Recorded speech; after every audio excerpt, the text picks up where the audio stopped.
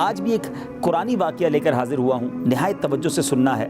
حضرت سیدنا داؤد علیہ نبینا علیہ السلام کی قوم کے 70,000 آدمی عقبہ کے پاس سمندر کے کنارے گاؤں میں رہتے تھے، اور وہ مچھیرے تھے، سمندر کے کنارے رہتے تھے، فشر مین جس کو کہا جاتا ہے، اور وہ مچھلیاں پکڑ کر اپنا گزارا کرتے تھے، اچھا خاصا روزگار تھا۔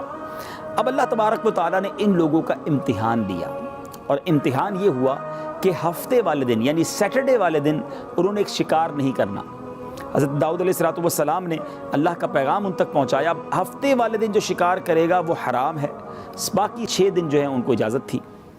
تو اب ہفتے کے روز امتحان کیا ہوا کہ ہفتے کے روز باقی دنوں کے مقابلے میں مچھلیاں زیادہ آتی تھیں۔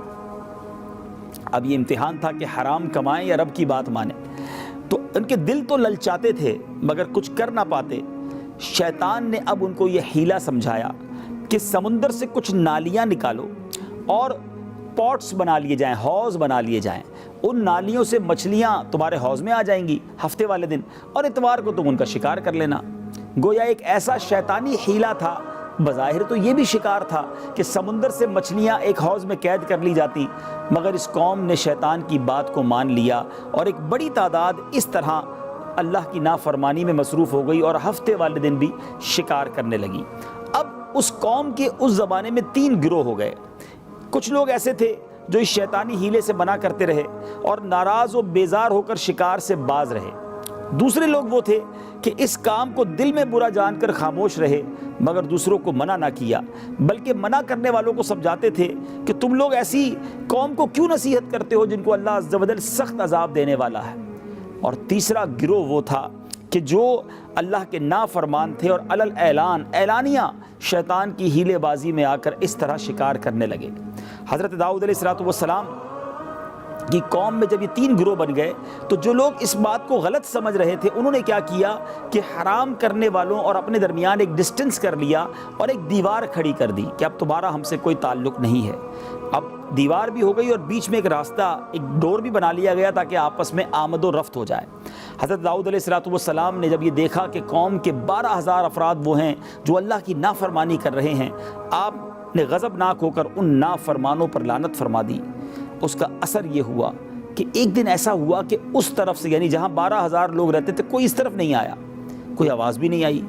اب اس قوم کے لوگوں نے جب چڑھ کے ادھر دیکھا تو ایک حیرت انگیز اور خوفناک منظر تھا کہ 12,000 وہ افراد جو اللہ کی نافرمانی کر رہے تھے، 12,000، ذرا غور کیجئے، چھوٹی تعداد نہیں ہے، یہ 12,000 افراد بندر بن چکے تھے۔ اللہ اکبر۔ اب دروازہ کھولا گیا، اس قوم کے لوگ ادھر گئے تو دیکھا کہ 12,000 جو لوگ تھے وہ سارے بندر بن گئے تھے۔ اب وہ بندر یہاں پر آئے، اپنے رشتہ داروں کو پہچانا بھی، ان کے کپڑے سونگھتے رہے، روتے رہے، مگر یہ نہیں پہچانتے تھے کہ یہ بندہ کون ہے، کیونکہ یہ تو بندر بن چکا تھا۔ اور آخر کار بغیر کچھ کھائے پیے 3 دن یہ زندہ رہے، اور اس کے بعد یہ 12,000 افراد دنیا سے چلے گئے۔ یہ ایسا غضب الہی تھا، یہ ایسا عذاب الہی تھا۔ پچھلی قوموں پر قرآن میں جا بجا ایسے واقعات ہیں کہ اللہ نے کیسا کیسا عذاب بھیجا۔ اللہ کی اس امت پر کتنی مہربانی ہے ناظرین۔ اس قوم نے اللہ کی ایک بات نہ مانی، اللہ نے انہیں بندر بنا دیا، ان کے چہرے مسخ کر دیے گئے۔ اور یہ میں خود نہیں کہہ رہا، انشاءاللہ بھی قرآنی آیات اور ترجمہ بھی ہم نے سننا ہے۔ لیکن ہم سوچیں کہ آج کون سی برائی ہے جو ہمارے اندر نہیں ہے۔ اس قوم نے اللہ کی بات نہ مان کر حرام کمایا، مگر آج کتنی بڑی تعداد میں مسلمان کہلانے والے حرام کما رہے ہیں۔ یہ ٹینشن بھی نہیں ہے کہ حلال آ رہا ہے یا حرام آ رہا ہے، بس آنا چاہیے، بڑھنا چاہیے، انکریز ہونا چاہیے۔ یہ خیال ہی نہیں ہے کہ میں جو کما رہا ہوں، جو ارننگ کر رہا ہوں، یہ حلال ہے کہ نہیں، کہیں اللہ کی ناراضگی کر کے تو نہیں کما رہا۔ اس قوم کو بھی شیطان نے ہیلے سجھائے تھے، اور آج مسلمانوں کو بھی شیطان ہیلے سجھا رہا ہے۔ نہیں جناب، یہ انٹرسٹ نہیں ہے، یہ تو پروفٹ ہے، اور سود کے الگ الگ نام اب تو مارکیٹ میں آ گئے ہیں، اور لوگ اس میں مبتلا ہوتے چلے جا رہے ہیں۔ رہنمائی بھی نہیں لے رہے، شرعی رہنمائی لینے کا ذہن بھی نہیں ہے۔ ایسا نہ کیجیے۔ اب آئیے قرآن مجید فرقان حمید میں یہ واقعہ کہاں موجود ہے۔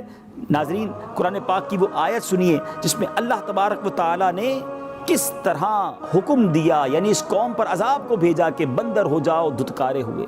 قرآن میں اللہ تبارک و تعالیٰ ارشاد فرماتا ہے، وَلَقَدْ عَلِمْتُمُ الَّذِينَ اعْتَدَوْا مِنْكُمْ فِي السَّبْتِ فَقُلْنَا لَهُمْ كُونُوا قِرَدَةً خَاسِئِينَ، ترجمہ کنز العرفان۔